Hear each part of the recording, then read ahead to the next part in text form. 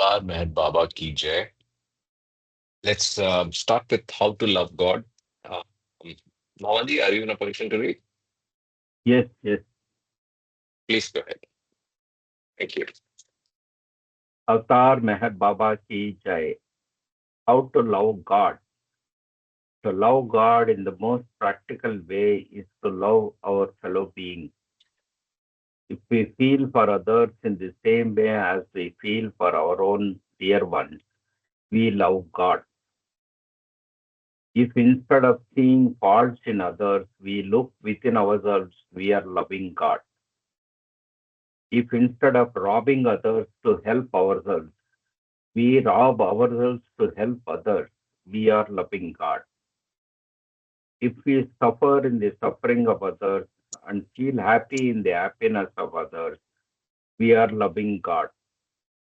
If instead of worrying over our own misfortunes, we think of ourselves more fortunate than many, many others, we are loving God. If we endure our lot with patience and contentment, accepting it as His will, we are loving God. If we understand and feel that the greatest act of devotion and worship to God is not to hurt or harm any of His beings, we are loving God.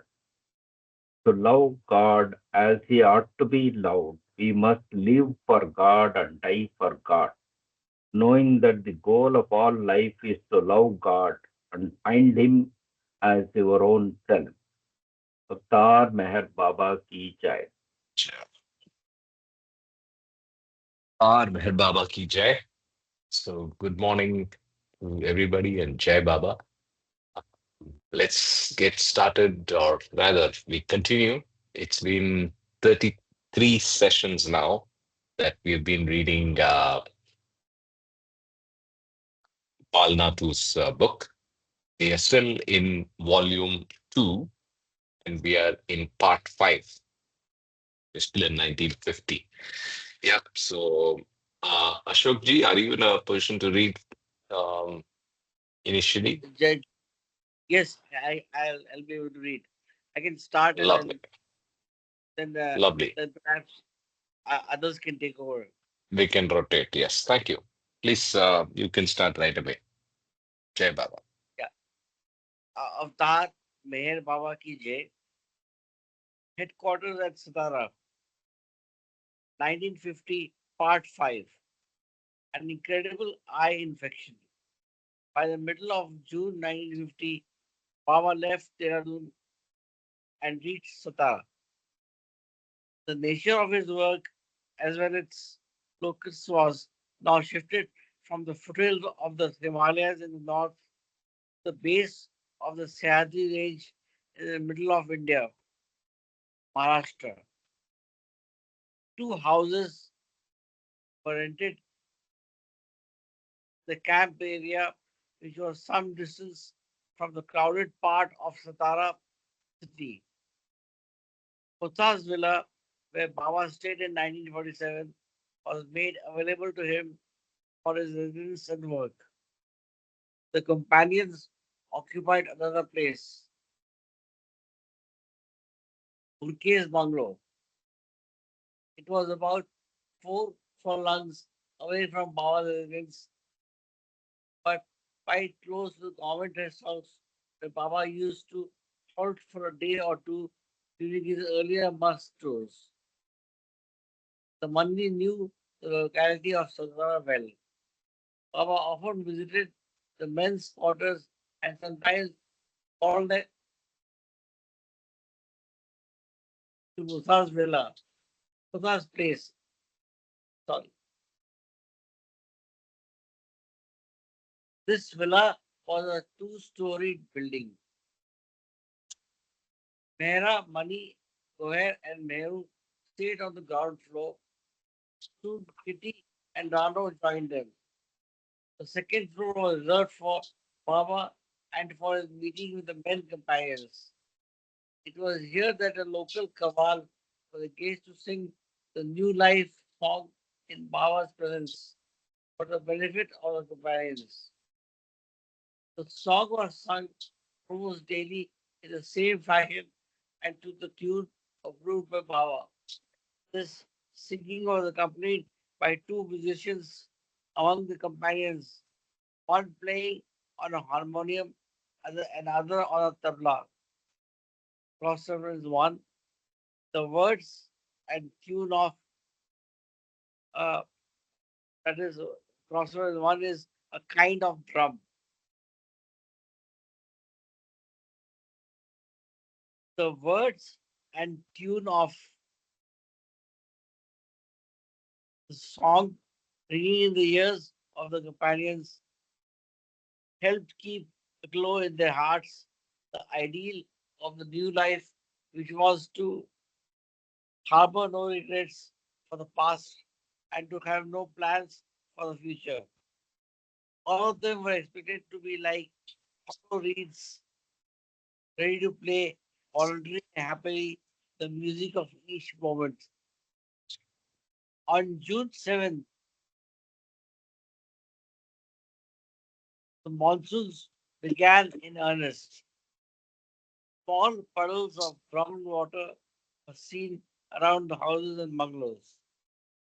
The climate, however, was neither chilly nor humid but moderate. The grass sprang up in the interiors and along the streets.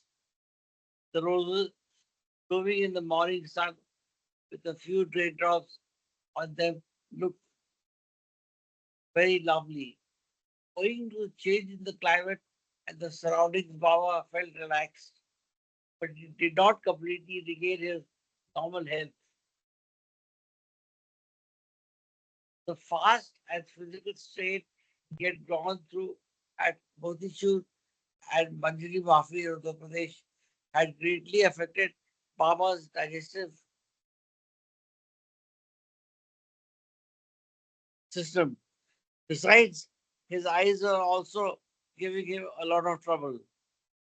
Most of the time, Baba would have the feeling that he had sand or grit in his eyes. Occasionally, the irritation would become so extreme that in the end, while staying in Manjari Mafi, Koher, Baba's personal physician decided to call a well-known eye surgeon from Dehradun. His son was also an eye specialist. Both of them examined Baba's eyes very thoroughly, perhaps not knowing what a fortune it was to stare deeply into Baba's eyes. After a short talk with Goyer, the eye surgeon prescribed treatment. I take a pause here because this seems to be very interesting that Baba gave an opportunity that one could actually treat his eye and look into his eye and get the blessings. Indeed, indeed. I mean, it just struck me, so uh, I took this pause. I'll continue if Sure. the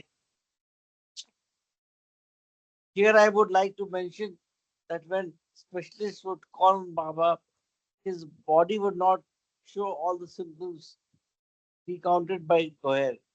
On such occasions, Baba would appear quite well, and instead of him being the patient, Baba would tend to treat the doctors as as his spiritual patients.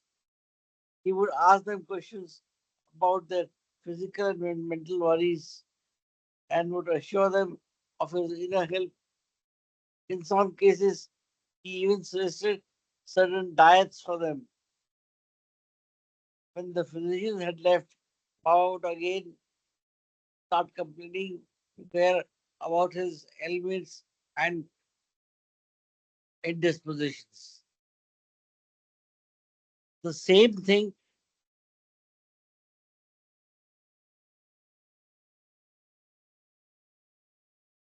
happened with the visit of eye specialist.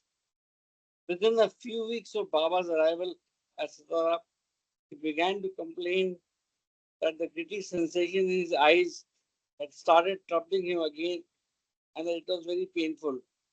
In fact, Baba's sufferings from various physical disorders and injuries form a unique medical case. It seems, however, that this disorders and injuries were closely related to his spiritual work on the inner planes of consciousness and were not a direct result of physical causes. There are a number of incidents which suggest side effects of Baba's working, and the sandy sensation in the eyes was one of these occurrences.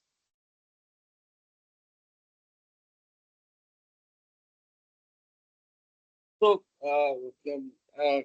Karthik and I have seen also Vijay Dhar has joined. So, basically, although Baba was going through external pain, but it's also at the same time he was doing his internal spiritual work. Is Yeah, I there a think that's all the time. I think the fact that he is also in universal work and what manifests as these symptoms and these little. I mean, some of them were not even little, right? So they were very complex and painful medical conditions. They are, I think, an outer manifestation in some way of that universal work, and they have a certain symbolism and role in in their physical manifestation as well. I would largely believe that. yes, yes, very rightly said, Karthik. And Meher Baba, the word means the compassionate father. So he was always, doing something for mankind. That's something to be really taken from this reading. Although that's underlying message in that. This is what I try to derive from this. Jai Baba. Indeed, indeed. Jai Baba. At Satara one day, RH was marketing in the city area, and he happened to notice a sign of an eye specialist. He thought that until Kumbh was able to call some specialist from Pune or Bombay, perhaps his doctor would be able to provide Baba with at least some modicum of relief. With Baba's permission, he arranged the eye specialist visit to Mutha's villa. This doctor had no idea whom he was to treat. The doctor took Baba for H. Disawala's elder brother, or perhaps as someone just visiting Satara for a change of climate. He arrived at the appointed time, necessary medical appliances, and set to work. He pried open Baba's eyes and noticed small granules beneath the eyelids. With a delicate pair of tweezers, he plucked many little globules as easily as one would prick grapes of a punch. That the famous eye surgeon from Dehradun had not detected the formation of these granules seems odd.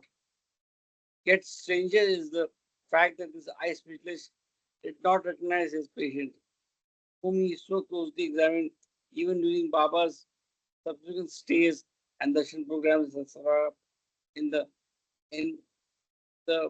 following years. Otherwise, he would have realized his unique fortune. Baba was perfect in concealing and revealing his divinity. Anyway, it is a fact that the extraordinary pain in Baba's eyes was completely cured with the casual visit of his eye specialist, and he did not suffer from the eye trouble again. Isn't that incredible? So, so Baba has his own way of uh, calling people to his Daman. Now, this person, he did not even know that he was treating Meher Baba, but he was called. Correct. Is there a spiritual significance to this? No doubt there is some spiritual significance. Probably the person deserved to see into the ocean of beauty that's Baba's eyes, and probably maybe he realized later in his birth, in that birth itself, or maybe later about the good fortune that he enjoyed. Absolutely correct. Bang on. Correct. He got that was really fortunate that he could do this. Continuing, Kitty and Rano called to Satara. Prior to the commencement of the new life, Baba told Kitty and Rano that owing to the prevailing political situation in India, he had decided not to have any Western woman with him in his new life of wandering on foot and begging for food. So in October 1949, following Baba's instruction, both of them went to Bombay and stayed at Meherji's place. They willingly agreed to abide by Baba's decision, yet they kept a few necessary things packed in a small suitcase so they could leave Bombay and join Baba immediately if called.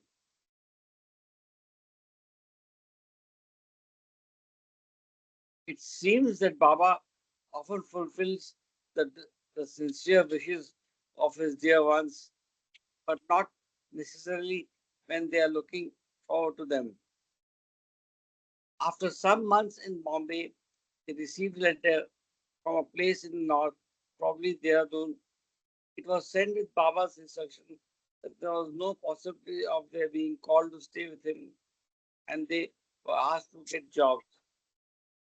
They had never, during their previous stay in India, sought paid work, but as Baba's wish was a command and had a call of love to them, they earnestly tried to follow his orders.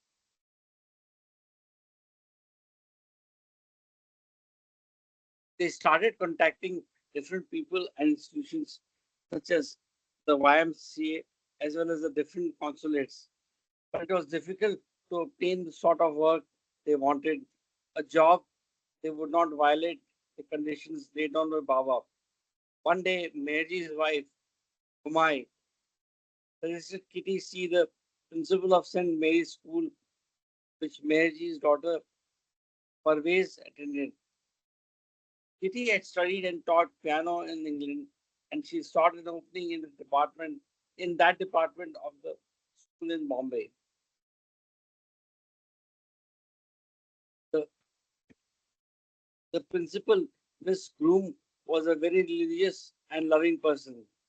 At their first meeting, Miss Groom formed a very good opinion of Kitty and agreed to appoint her as a teacher. Kitty decided to teach English instead of piano. During the conversation, Kitty mentioned Rano and that she was also, also seeking a job. The principal casually mentioned that she would try to get her on the staff. So Rano met Miss Groom, and again the result was favorable. She was asked to teach drawing and painting part time. Miss Groom was much impressed with Rano's paintings. Knowing that Rano was a novice,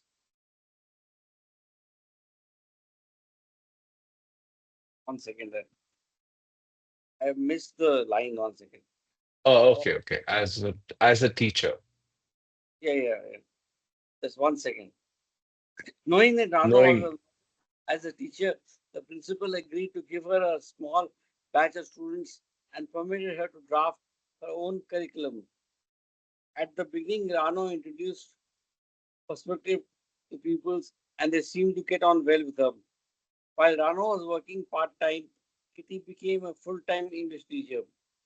She was so conscious that she worked overtime so that the students would acquire a thorough knowledge of English. He gave them extra lessons, and this meant that she and Rano would at times work late into the night, correcting the exams and preparing the lessons. A wonderful new life.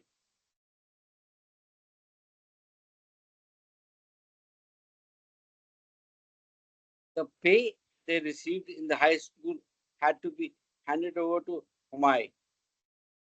They had to ask Humai for whatever they required for sundry expenses, including bus fare.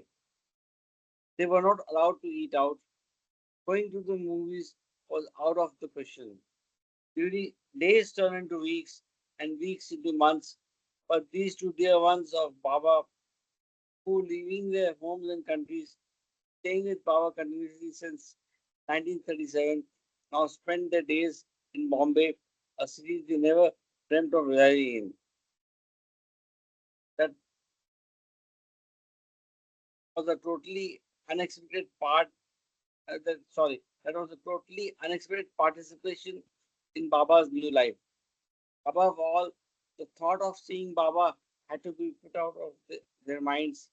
In a way, this instruction helped them to keep him in their minds and hearts all the more. In one's life with Baba, the Eternal One,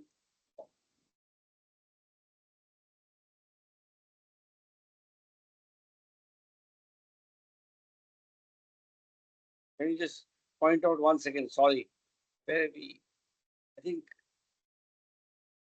I'm missing the line. I think, in one's life with Baba, the Eternal One, one has to accept with cheerfulness not only the days of delightful sunshine, but also the so-called rainy days. And when he is pleased with the spirit of your resignation, he spreads the feast. And soon this happened in their case. Quite unexpectedly, they received a letter that brought the best of the news. Baba had asked them to come for a month's stay with him at Safar. The explicit condition mentioned in the letter was that they would come to Satara on the condition that they could have their jobs back. Both of them had been had begun their duties at school with the special help of the principal, Miss Groom.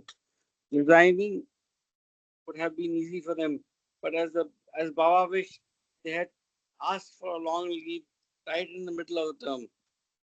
When they had been hired, they made it clear that they would be treated as temporary teachers. Yet now they were asking for the special concession of being allowed to rejoin after a month's absence. Their visit to Baba depended on this particular favor from the principal. So, with great hesitation and a lot of trepidation, they approached Miss Groom, who, to their surprise, readily sanctioned the leave without asking for any details or reasons. When they asked her whether they would be allowed to resume her duties, Miss Groom replied, "Of course, yes." The whole affair was a sort of Baba surprise. Packing things and getting ready did not take much time, and in the second week of July, perhaps on the 8th, Kitty and Kano reached Satara to be with Baba and the women companions. Both immensely enjoyed their stay since it was a unique privilege to be with Baba in the new life. I take a pause here. Any comments, thoughts, or observations? Yeah, I was actually going to ask you to pause as well. Yeah, so it's a beautiful episode of Rano and Gailey actually working, which is not easy in the context of them being living in uh, India. But interesting to note, yeah.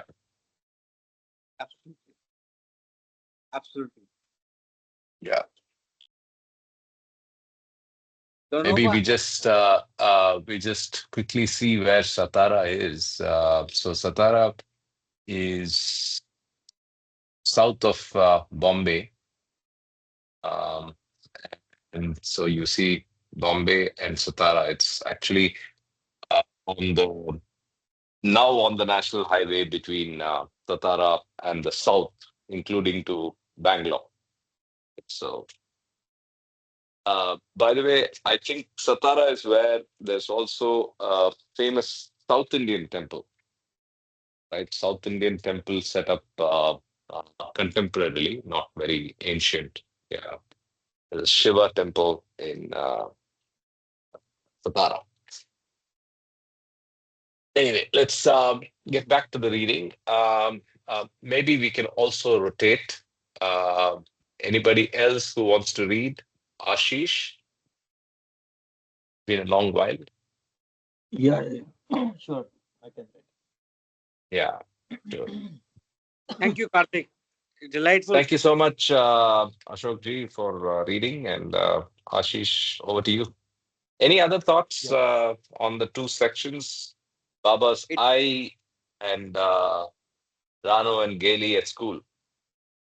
it was delightful. I can only say that it was delightful. Sure. Hey, Baba. Thank you. Jai Baba. Yeah. Please continue. Ganoba and Aloba.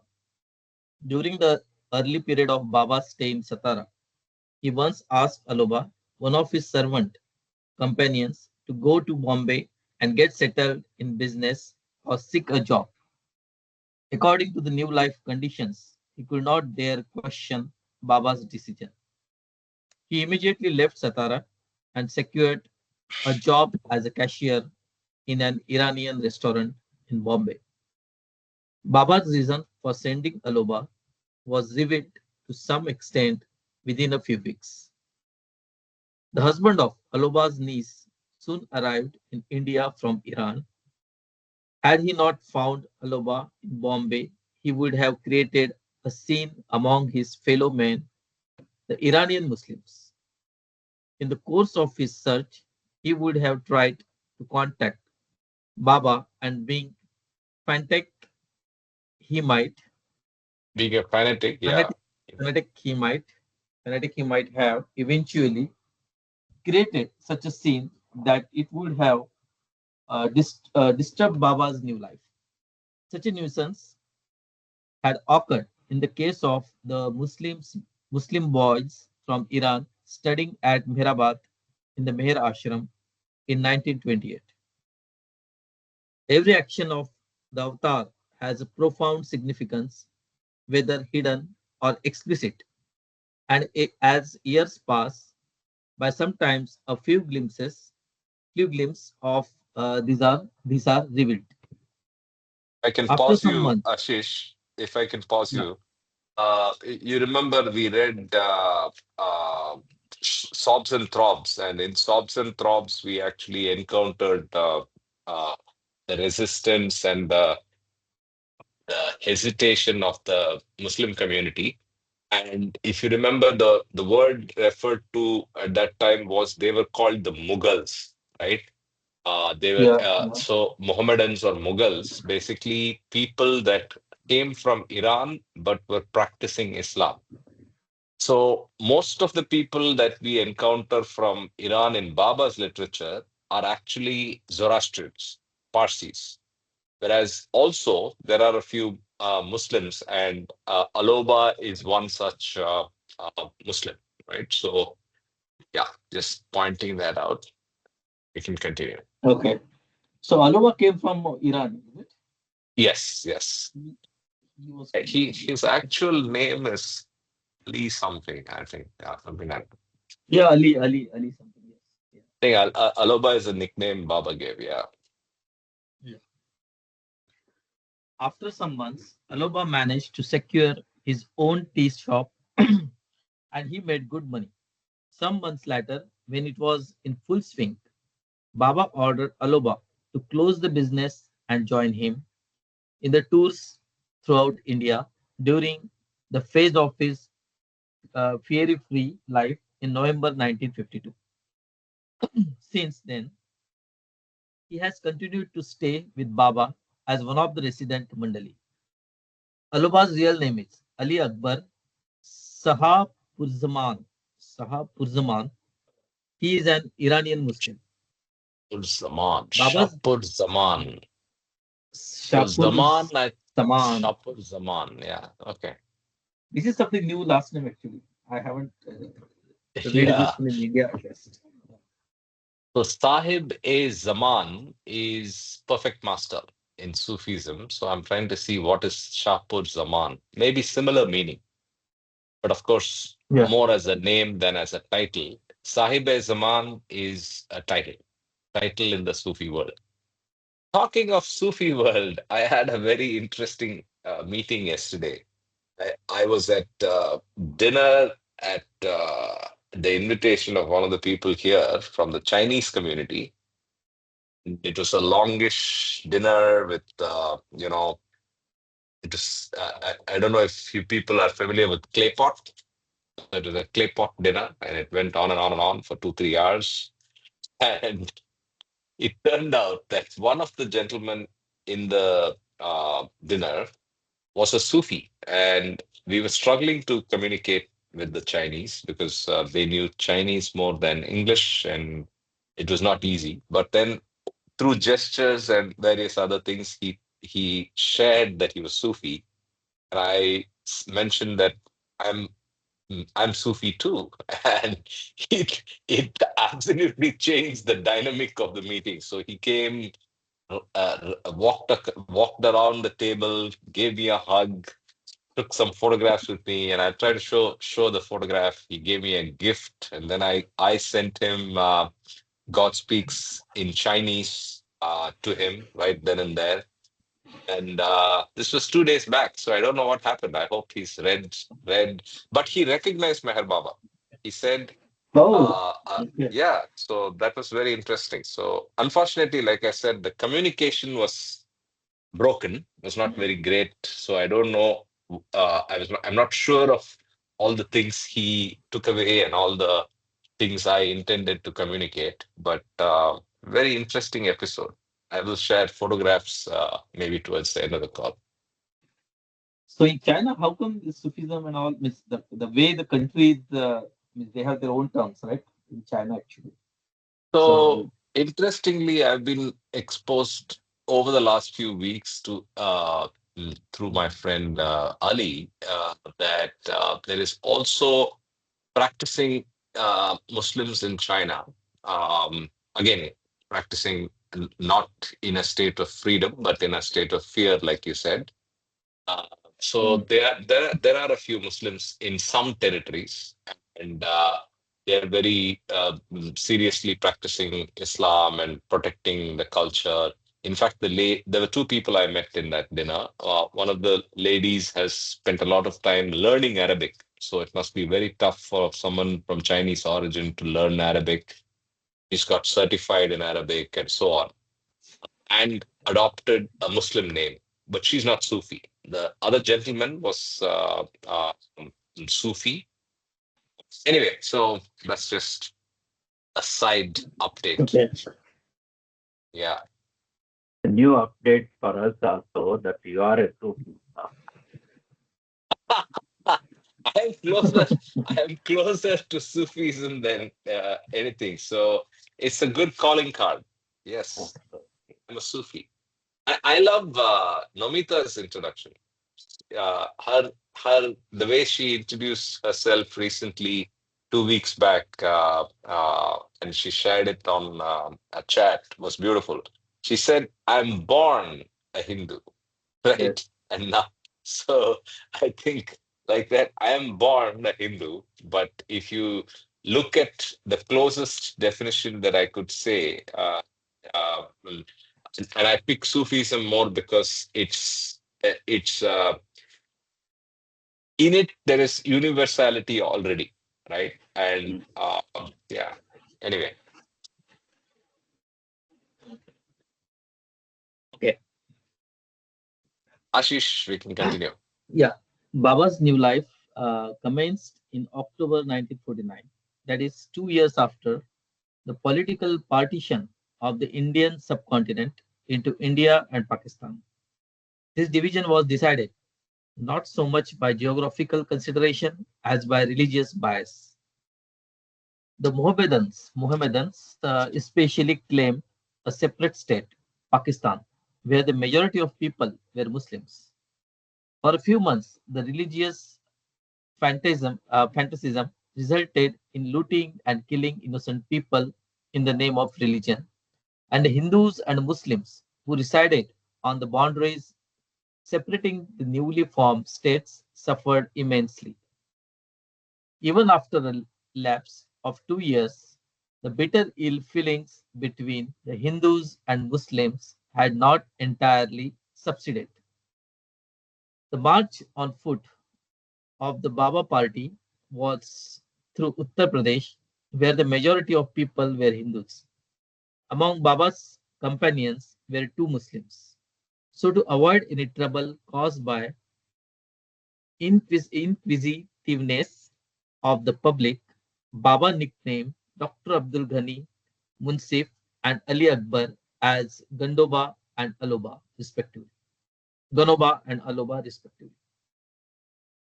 This sounded like Hindu names and made them a little more inconspicuous.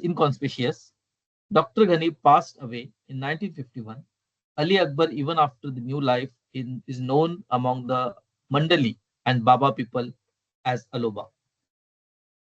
So we got both the answers. The name, the original name of Ali, of Aloba, and why he got this nickname. So this must have been, the nickname must have been in the 1947 period during the partition, but the name stuck on. But Ganoba, Yes, I have not heard. I heard only now. Gunny had the name Ganoba. Okay. Yeah. most unexpected meeting. Once while Baba was sitting with the companions in Hurke's bungalow, he happened to notice someone wearing a kafni sitting on culvert by the roadside. He asked the companions who they thought the person could be. As the man was sitting with his back towards them, they could not say anything. Baba sent Erach to get information about the stranger. As Erach approached him, to his great surprise, he found that the person was none other than Dr. Daulat Singh. Both felt greatly astonished at this unforeseen meeting and fell in each other's arm in a loving embrace. Daulat Singh asked Daulat Singh asked Erach if Baba were in Satara. Erach replied that he was. He, however, asked Daulat Singh not to follow him and said, "Wait where you are till I come back." When Baba heard that the stranger was Daulat Singh, he asked Erach to call him into the Bangalore and tell him that Baba himself would offer him Bhiksha. Listening to this, apparently unaware of its himself, tears started rolling down Daulat Singh's cheeks. Erach reminded him that he should be very cautious about shedding tears in Baba's presence, for that very act was the cause of his leaving Baba's company at Belgaum, Belgaum in October 1949. Hurriedly, collecting his satchel and bowl, he followed Erech to see Baba, the Lord of Love. As he approached the door, he was extremely thrilled to find himself in Baba's overpowering presence. With gracious gesture, Baba asked him to extend his bowl. He filled the bowl to the brim with food and his heart with love. With the love that shone in Baba's eyes, Daulat Singh began to weep all the more. The tears seemed to rush into his eyes from nowhere. It was a unique event in the sense that this was the only occasion in Baba's new life when, instead of asking for Bhiksha, he offered it. Baba allowed him to come inside the room. He asked him to narrate the whole story from the day he had left the new life companions. A glorious glance again darted from Baba's eyes, and Daulat Singh burst into fresh tears. In a hoarse voice, he muttered something which was inaudible. Baba gestured. "Why are you weeping, Daulat Singh?" He replied, Excuse me, Baba, please believe me, I am not crying for anything. I am feeling overjoyed. After a If I little can pause pause, you, if I can pause you a yeah, little here, if you remember, in we read about how Daulat Singh was asked to leave. If I remember right, yeah, it was because he was feeling the the pain from being away from his family. And specifically, I think there was a wedding in the family which he was not able to participate in, and that broke his heart. And he was having daughter's wedding, and then yeah, daughter's wedding, and he was crying in on the day it was happening, and so on and so forth. And in spite of a couple of warnings, he was not able to contain his grief, and that was the reason why he was asked to leave. So I think he's a very emotional person, looks like. Uh, but again, uh, it shows you how Baba's compassion works, that within a year or so, uh, he's given an opportunity to come back and get Baba's darshan. And also this beautiful episode of where, for the first time, Baba offers prasad, not prasad, diksha, in the way he just did. So just wanted to point that out. he, And also the transformation of that person from being so much attached with the family to become a sort of a Swapni wearing sadhu sort of. True. That has happened in between. Yes, yes, yeah. Very true. after a Yes, little pause, Ashish. Yeah. yeah, after a little pause, he controlled himself and began his narration. All that had happened to him since he left Baba came flooding back to him in vivid detail. He told Baba how happy his family members were to welcome him home on his arrival from Belgaum. But this happiness did not last long. As soon as they learned of Baba's order that he had to observe, they were displeased. They could not bear the thought of Daulat Singh, who was honorable head of a respectable family, begging. Daulat Singh, on the other hand, maintained that he would not mind begging in the city where they all stayed, even in the locality where he resided. His relatives tried to dissuade him. Oh,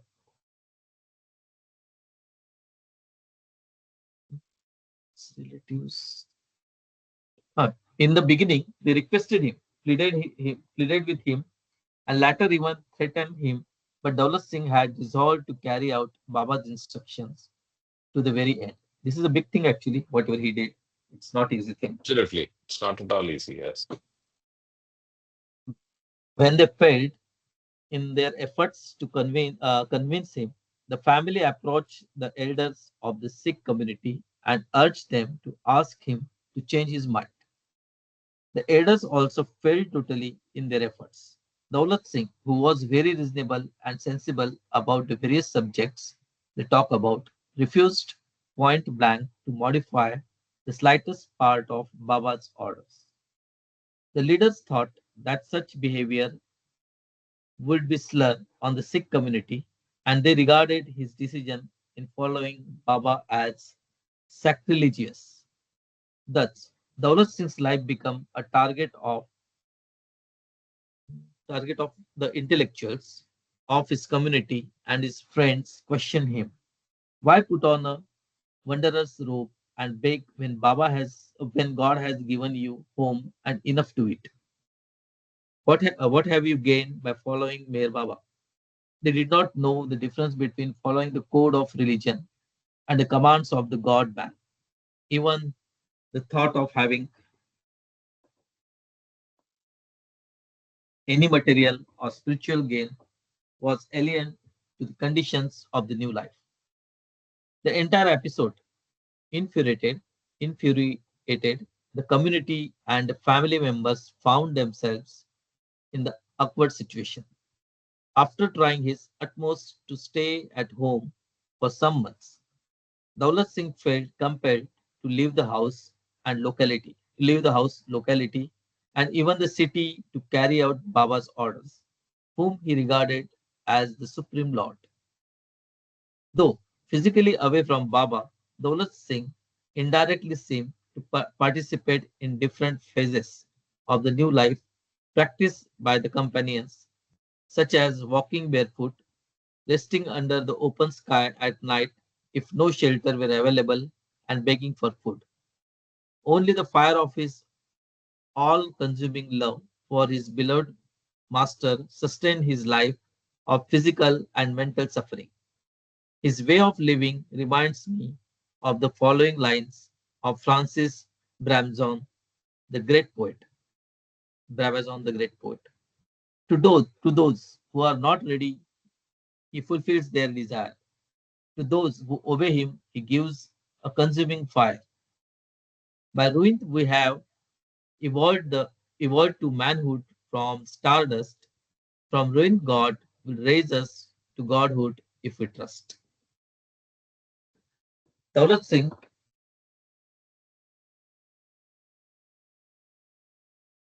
just I So that the E33. poem is from In Dust I Sing, page 33 of the book. Okay, yeah. Daulat Singh told Baba that from Bangalore he started towards Pune by the highway with no special intention except to obey his orders. He casually thought of staying for a day or two at Satara, not knowing why. His sitting on the culvert to rest was divinely ordained coincidence which brought him that most welcome meeting with Baba, his compassionate companion of the new life. All present listened to his narration with great admiration. Baba's face glowed with a rare radiance. He conveyed, I am pleased with you, Daulat Singh. Now I order you to discontinue this wandering on foot wearing of a kafni and begging. Return home and lead the normal life of practicing physician as you had been previously doing. Go. Daulat Singh's eyes were fixed on Baba's radiant face. He caught Baba's eyes and felt that a shaft of luminosity had touched his heart, and in a wonderment of delight, rose to leave the place. The boy, the buoyancy felt in the company of the beloved master made his eyes glisten all the more. The new life had sights of pain, but it also offered at times tears of delight. Daulat Singh was in Burke's bungalow for perhaps half an hour, but he lost all sense of time in Baba's presence. At parting, Baba conveyed, do not linger at Satara. Go straight back to Bangalore, where your family stays. Very lovingly, Baba also added, I am really pleased with your love for me, Daulat Singh. As you have come most unexpectedly to my door, one day you shall find me also visiting your home. This is my promise to you. Before leaving, Daulat Singh embraced Baba with with,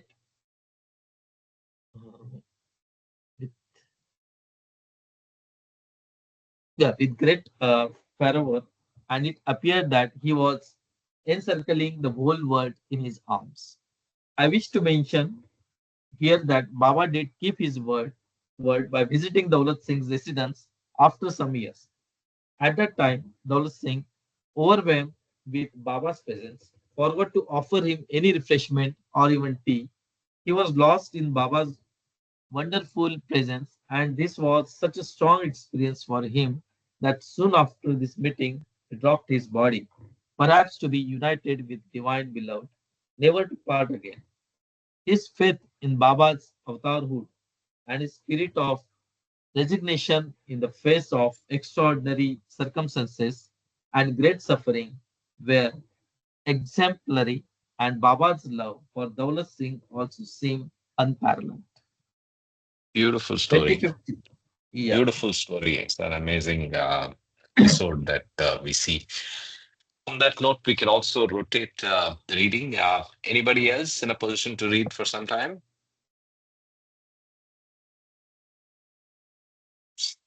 Sunil, Vijay ji.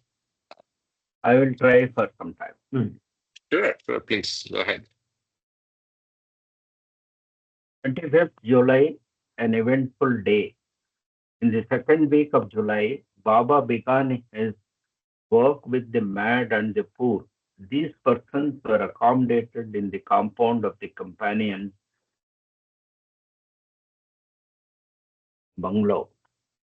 On July 21st, in a meeting with the companions, Baba decided to send Tonkin within a few months to the West for specific work. Baba's special message to his lovers in the United States concluded, "My coming to the West in July 1951 is definite, and Elizabeth and Norina have undertaken to arrange this." There is a note. Again, there was a change in his plan, and Baba visited USA in April 1952, not in 51. Oh, Yeah. Baba was in the new life, and no one was allowed to correspond with him. So this general assurance consoled those earning hearts, expecting the ancient one to visit their modern land. July 25, 1950 can be regarded as one of the important and eventful days of the new life.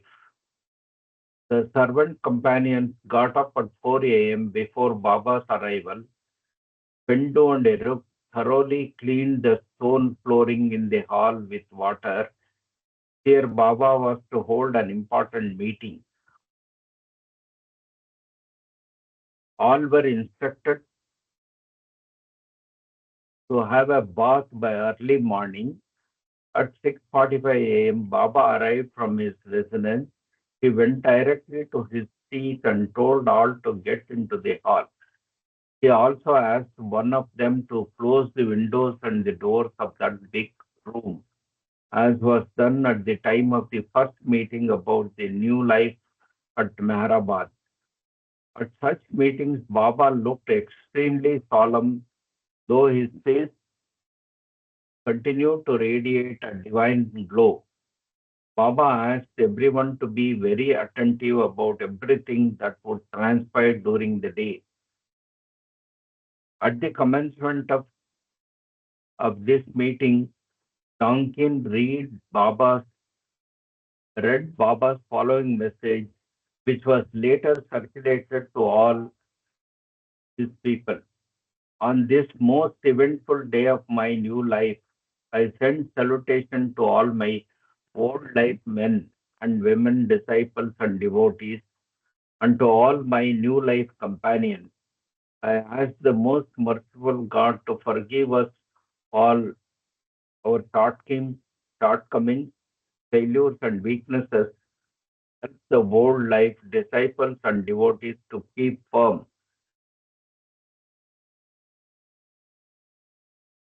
in their faith, keep firm in their faith and their love and their understanding of God and His divine manifestations, to give courage to the arrangement wallahs to fulfill their responsibilities 100%, and to give strength to the new life companions to abide by truth and the following of the new life conditions honestly and faithfully. Note 3. Circular New Life 2 issued on 25/7/1950.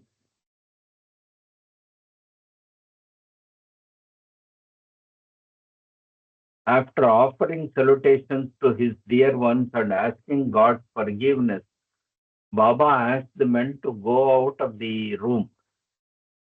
When he was alone, he reaffirmed the oath of the new life. Then each one was directed to enter the hall and approach Baba. As each came to Baba, he pressed his forehead on their feet. Later, Baba asked Neelu and Vishnu to recite a Sanskrit hymn in praise of the avatar. The first and last verse are rendered into English as follows. Can you rise out? O Lord, I bow down to you. You are the ruler, the primeval, the male, the cause of creation, preservation, and destruction of universe. You are the animating principle, assuming form in answer to the call of your lover. In my heart, I always meditate on you, O Supreme Brahman. You are birthless, deathless, and you pervade the whole universe. So this is the last. So, any guesses on what this is in Sanskrit? No, I don't know. Ruler, primeval, the male, the cause of creation. Purusha, cause of creation. Brahma, the preservation. No, I don't know. You're the animating principle. Prakriti, okay, assuming form in the. Anyway, Uh, it doesn't matter. Yeah, It'll be yeah, Brahma, sure. Vishnu, Mahesh. Brahma, Yeah, yeah, Vishnu, but Mahesh. what? No, no, that's fine. But are we able to guess the Or the Sanskrit hymn? playing person and Americano. Yeah. क्या All बोल रहे हैं? right, coffee time, Sunil. Your mic is on.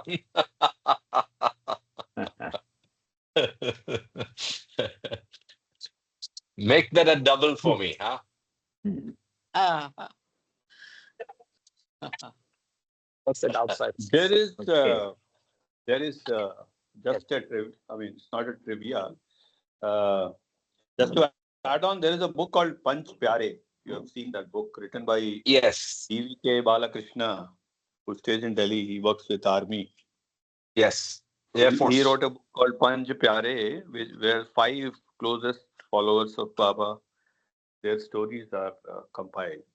So in that there is Daulat Singh, there is Pritam Singh, there is Virinder Singh, Niranjan Singh, Joginder Singh, and Daulat Singh. Like five followers of Nanak, closest followers, like that. So somebody wants to get in deep into Daulat Singh can read that. Yeah. Yes, Jai Baba. yes. Now Thanks for that followed the anecdote. Yeah, go ahead. now followed the Zoroastrian, Mohammedan, and Christian prayers previously dictated by Baba. A part of the Christian prayer read by Tonkin on behalf of Baba is given below. In the name of the Father and the Son and the Holy Ghost, O Lord, hear my prayers and let my cry come unto thee. I beseech thee because thou art mercy itself. I offer thee all my thoughts, words, and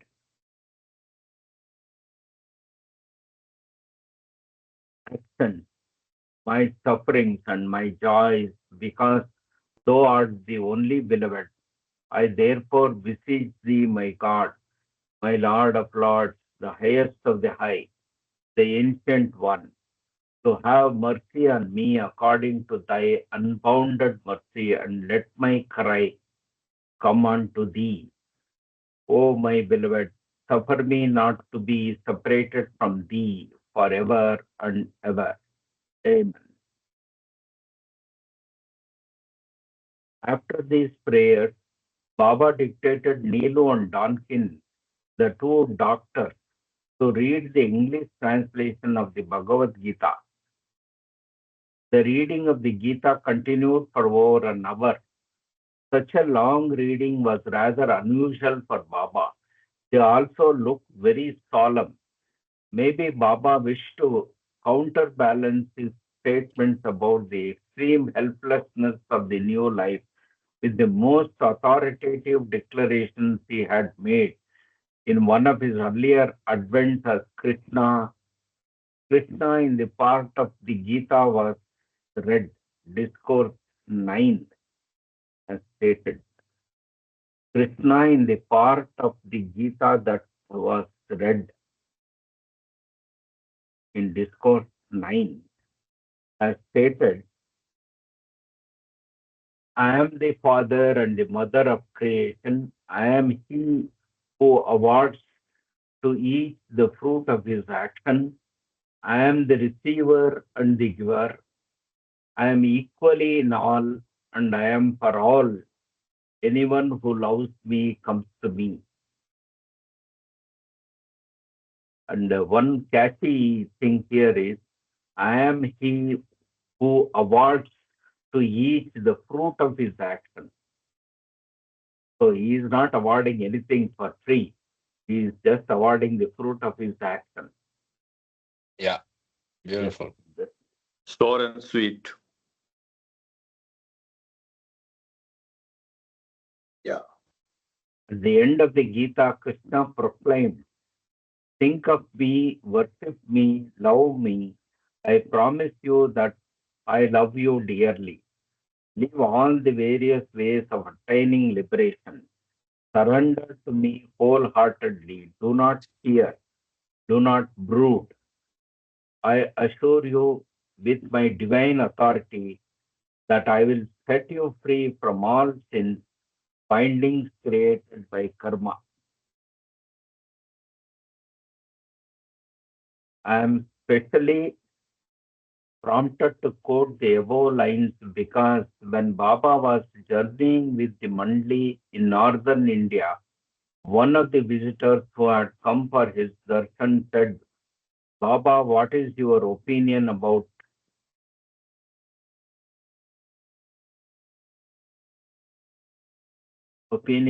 the Bhagavad Gita? Baba's simple but laconic reply was, I experienced the Gita, meaning the God-man state of the ancient one, meaning the God-man state of the ancient one.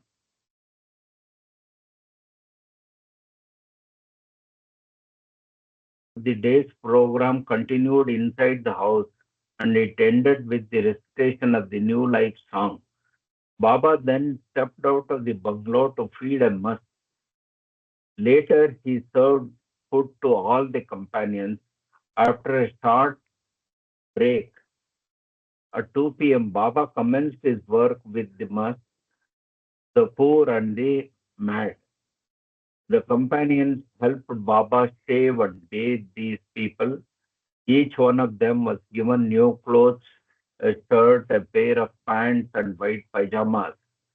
The poor, in addition, received a bed mat of cotton fibers and two coarse blankets.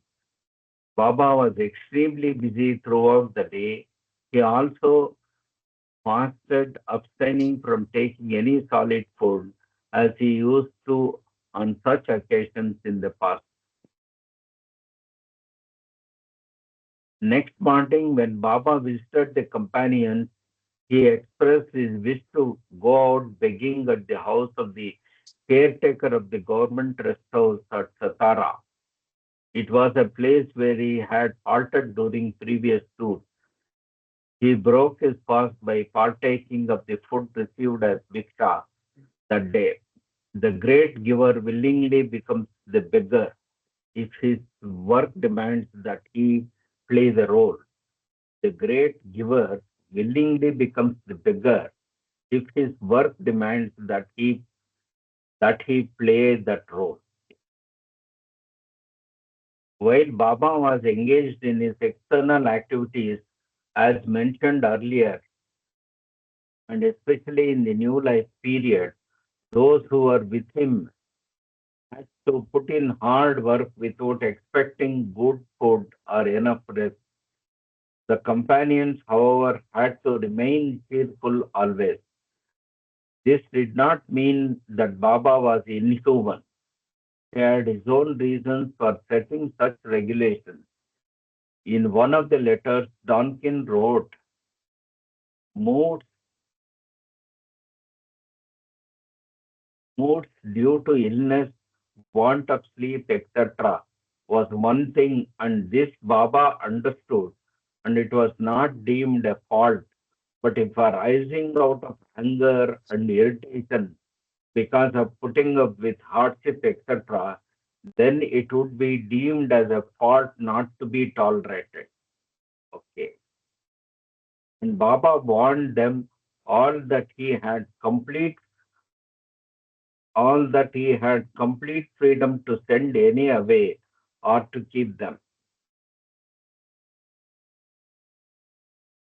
with him.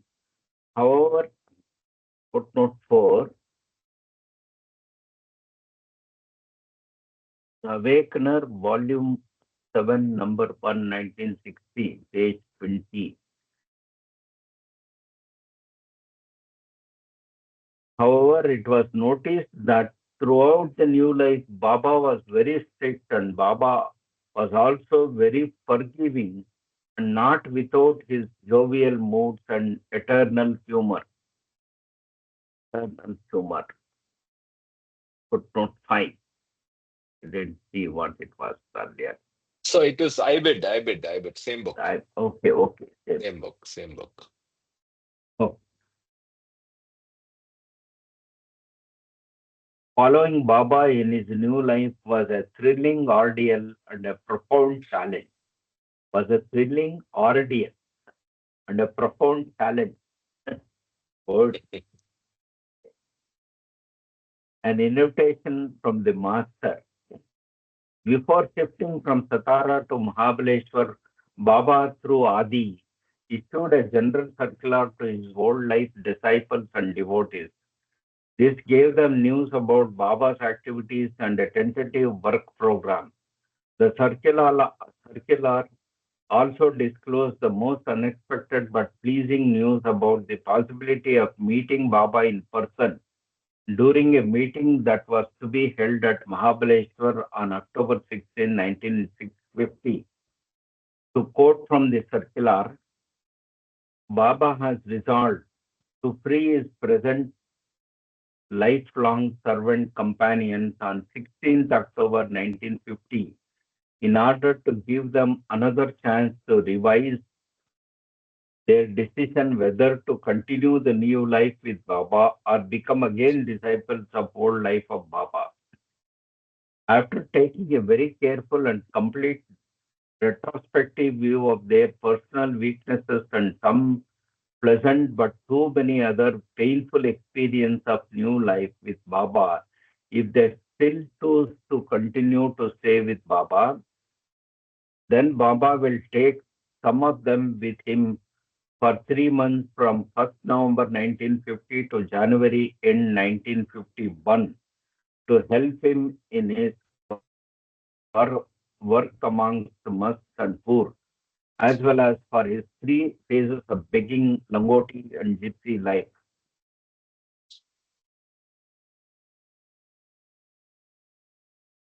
On the 16th October 1950, he has decided to step into the old life for a short period of 4 hours, and as soon as the period is over, he will immediately step into new life again.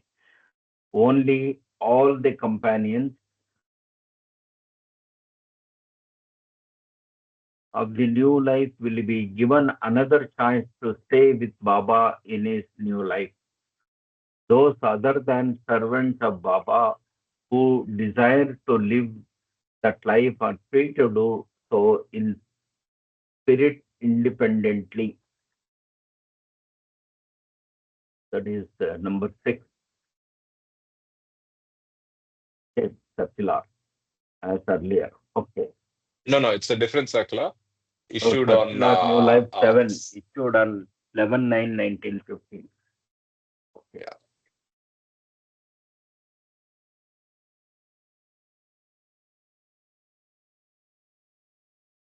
This circular also conveyed the following information.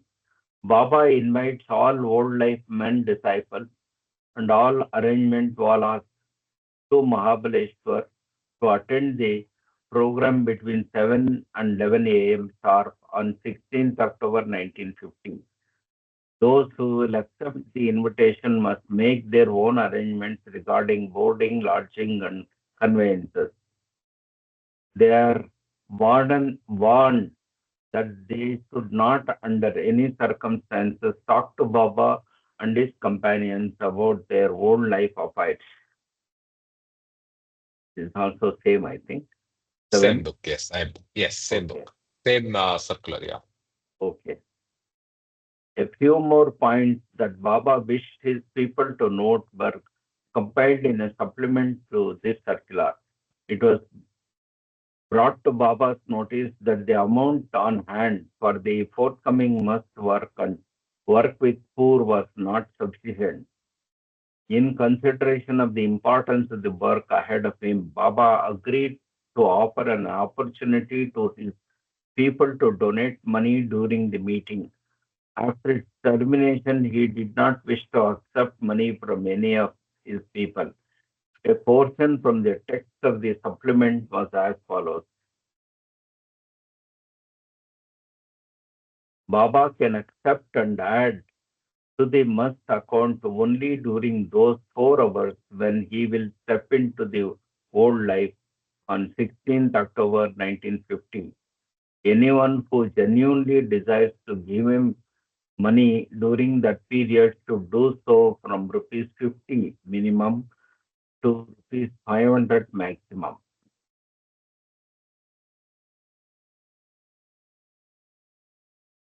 Adi K. Irani circulated the details of the October meeting to the Baba people staying in different parts of India.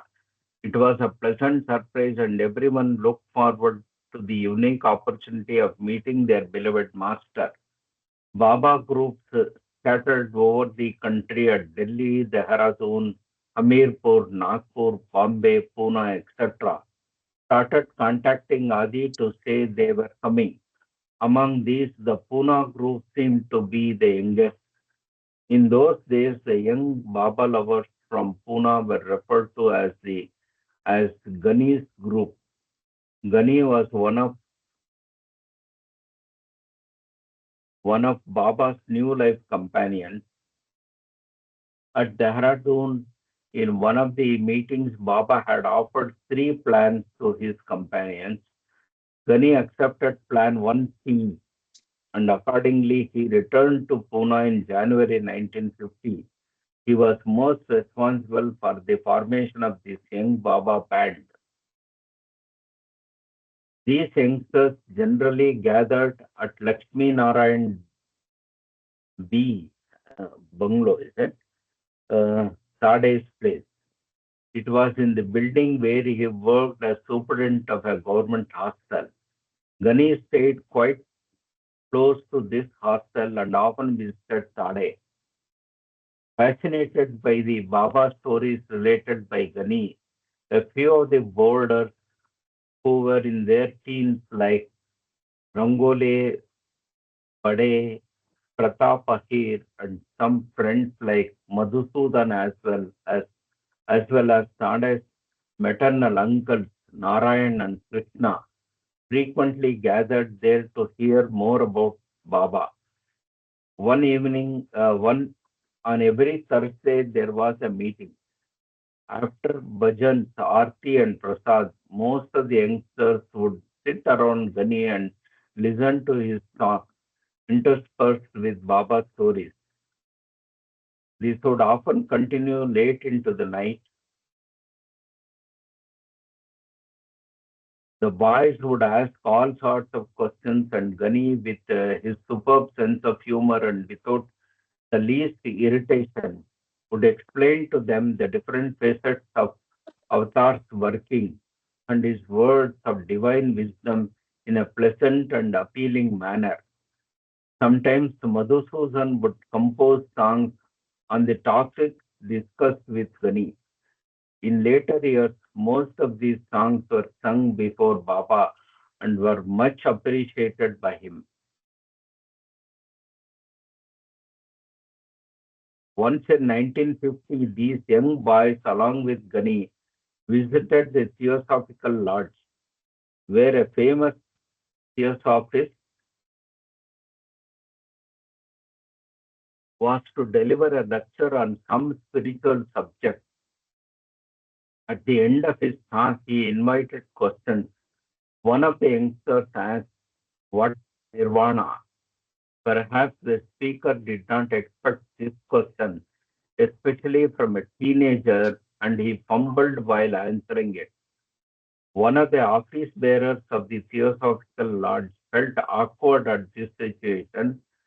Standing by the dais, he sarcastically commented on the question about nirvana by saying it is ludicrous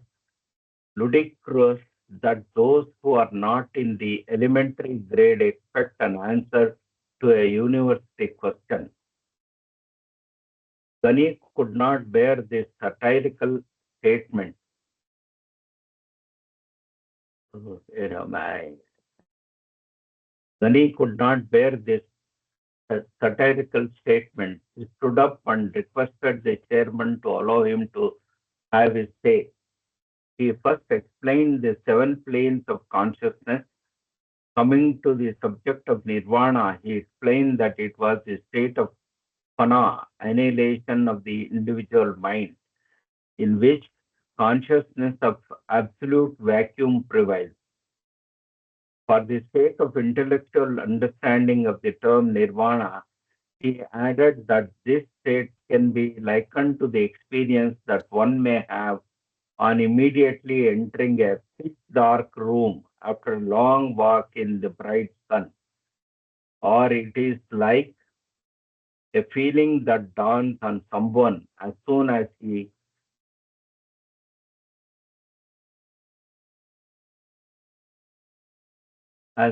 he comes out of the totally dark cave into the dazzling light of the midday sun.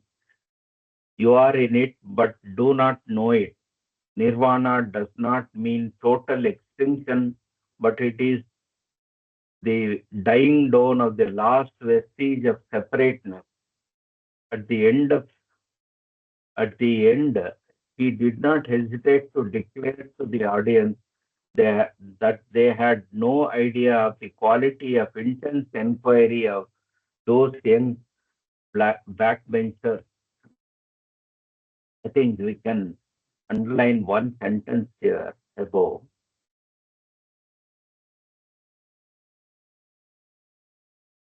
Nirvana does not mean total extinction, but it is the dying down of the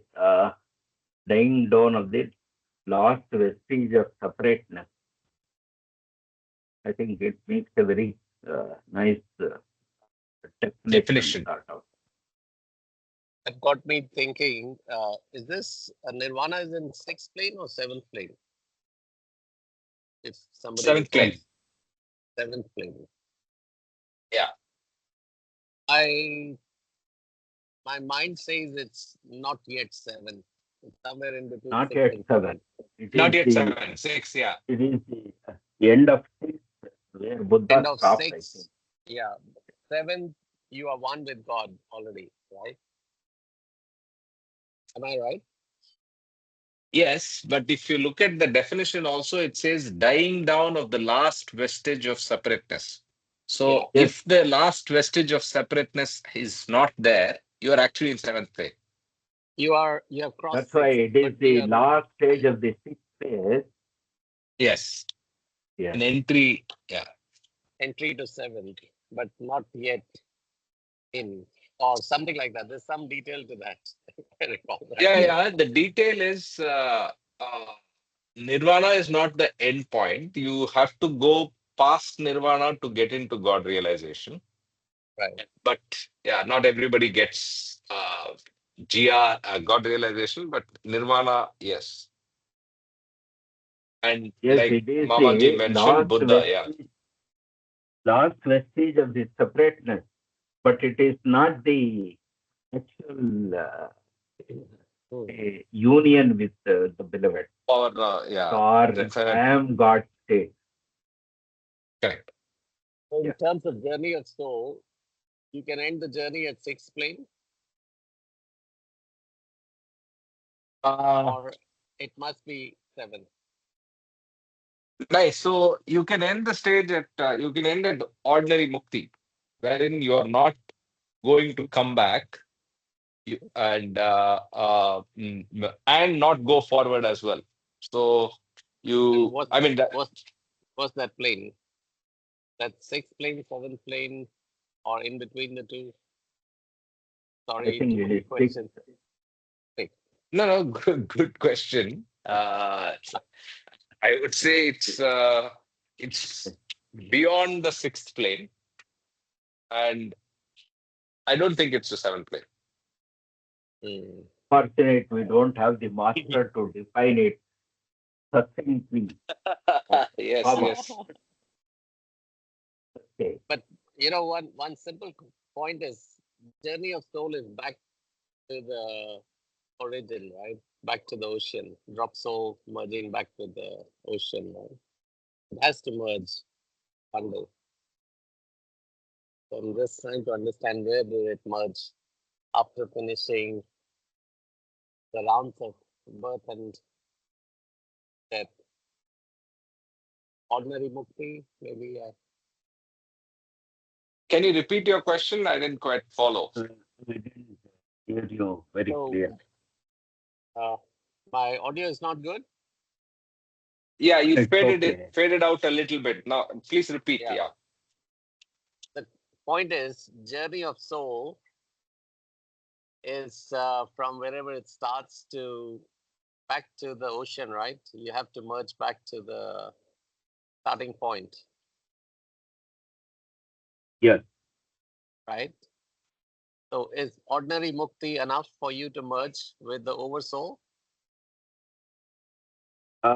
In Vedantic terms, it is a sort of a living with beloved, not being beloved or part of beloved. So it is Advaita, they say it is a sort of a place where you live in God's abode with God Himself, but you are not united. So that is the stage, but that is far enough for some of the people. So that's why bhakti, they stand for bhakti, not actual realization, which may not be possible by every soul. As long as you're in God's abode and you've not realized God, that's enough to end the journey. So it's not about not realizing God in the in I mean God realization again we are talking technical very technical and technical as in Baba's words for each of these terms. But to generally answer your question, the journey of the soul can have multiple endpoints in the sense that not all souls need to go through exactly the same sequence to reach their endpoint journey, which could be characterized by what you said as reaching the goal or being united, right? So the process of union could be in various different shapes and forms, depending on whether you're going veiled, whether you're going through whether you have duty, whether you come back to do some other work, whether you end up being a madzub, and so on, right? So it's entirely specific to each soul. But all of these different endpoints are actually, like I said, an endpoint. So there's nothing to be done after that.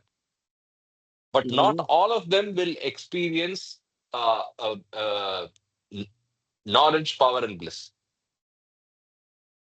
Right. So if you say that God realization means I want to experience full knowledge, infinite power, infinite bliss, not Mm-hmm. all endpoints go through that experience, and that Baba has been very very clear. So, for the sake of discussion, again, Hmm. and I'm expressing my doubt. Uh, Sure. or question, I should say. It's basically what is the soul? It's God Himself trying to experience these planes and whatnot through the drop souls, right? And then everything comes back to Him and merge in it. That's the whole. This Srishti is basically He wants to experience Himself, right? Am I Mm-hmm. right? Correct. Yes. Great, Okay. Go right? on. So, what's your comment? So my comment is, if it doesn't end back into him, then he has not had the full experience. It stopped short somewhere.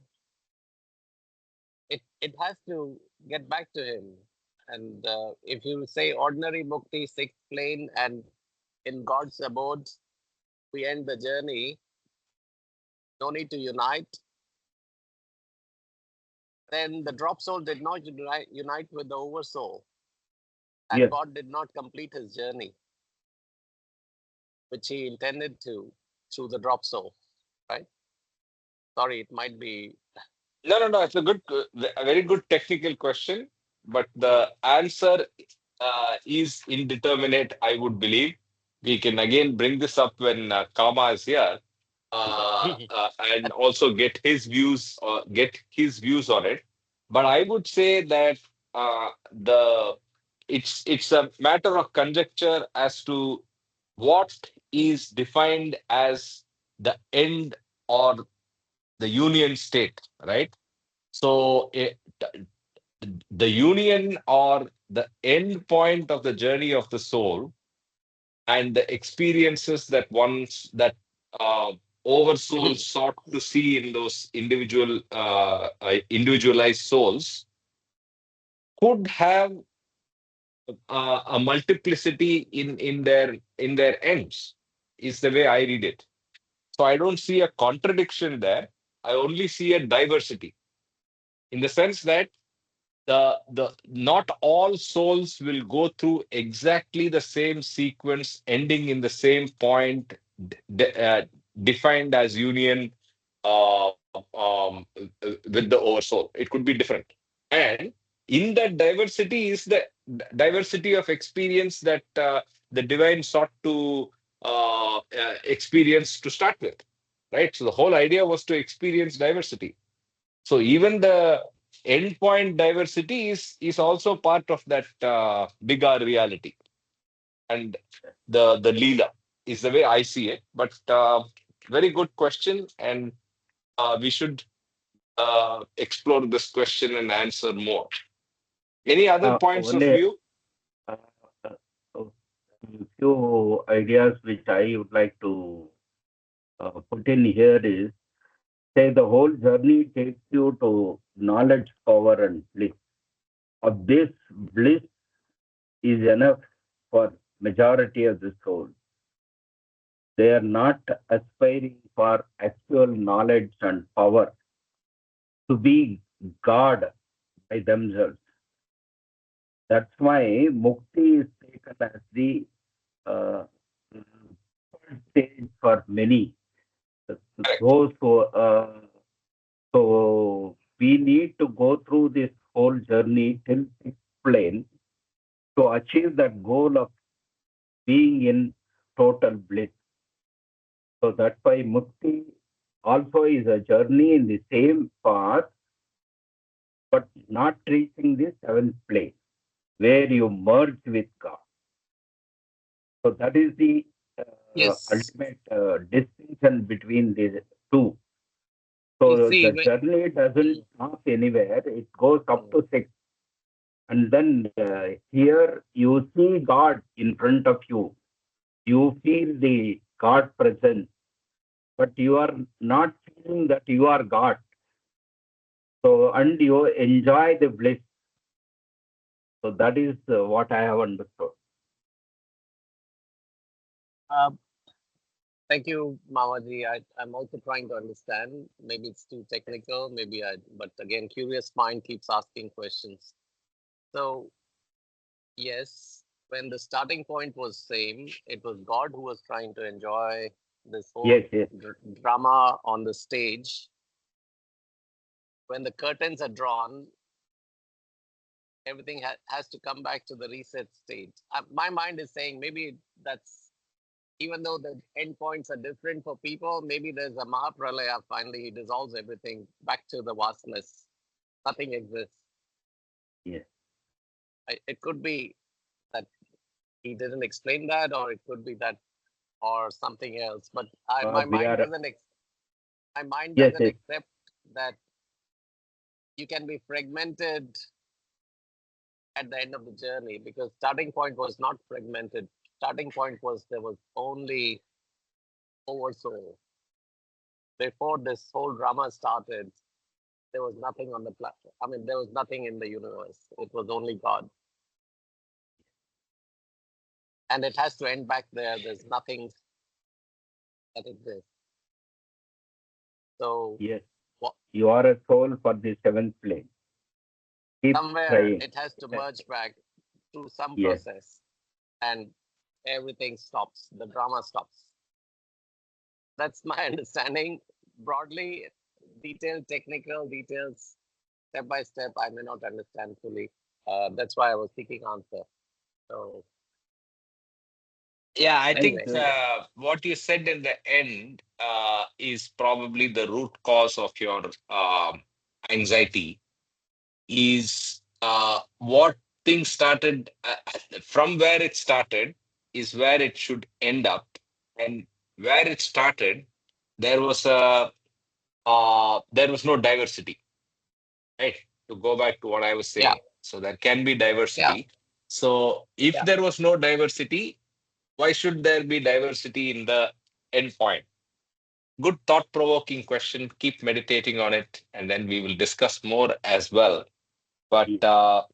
as per what we have understood in Baba's readings till now, I believe there is Hmm. diversity in the uh, end of the journey of the various souls, various individualized souls, and that's, according to my understanding, okay. It's okay to be ending with just bliss. It is okay to be ending up as a Majzub, and after he drops the body, have no role after that, right?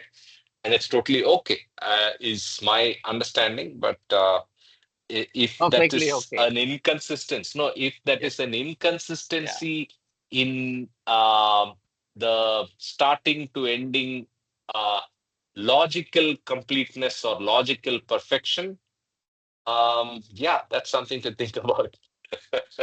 Yeah. I'm also perfectly okay if I get ordinary OM. mukti. Of I know. course, perfectly okay, more than okay. Yeah, But did we understand it correctly? That's the curious mind. yeah, yeah. Or No, yeah, there's it's more perfect. after Good, that? good. Hmm. I appreciate the question, and Okay, I pull back. Thank you. Jai Baba. sure. And I think let's stop at this point. This section goes much longer. Thank you so much to Ashish and Mamaji for reading. I Yes. did not have the heart to stop you guys, and I may stop you and do some reading myself, but that's totally fine. So, if there's nothing, no other comment, I will stop recording. Just Jai Baba, it's Vijay there. Just on the topic of Dr. Oh Dolly yes, Singh. I got Yeah, the photograph beamed. Yeah, yeah, please go ahead. Please ask your question. yeah, Yeah. yeah. The Dar family is coming in touch with Dr. Daulat Singh. No, but with with Baba was also through Dr. Daulat Singh, because it was first time Dr. Daulat Singh's Dr. Daulat Singh's shop in Srinagar, where our grandfather T. N. Dar saw, Meher Baba's photo, and the comment there that I have come to, I have come to awaken. I have, the thought that Baba gave. Yeah, I'm not come to teach but to awaken. So it was there that our initiation with Meher Baba started, perhaps. So this was the photograph where you can see Dr. Daulat Singh, and my grandfather is also there in the extreme left of Baba. Uh, One thought comes to me. As Baba said, he has come to awaken. So probably Baba's primary intent was to take you to seventh plane, not just leave it at a great blessing of bliss alone. Yeah. So that's what why Yeah, I wanted to say that that's it. Yeah. So each one to himself or herself, I would say. And we will keep thinking more about it. I'll stop recording if there are no correct. more questions, and I Yeah. will share the photograph that I took with the Sufi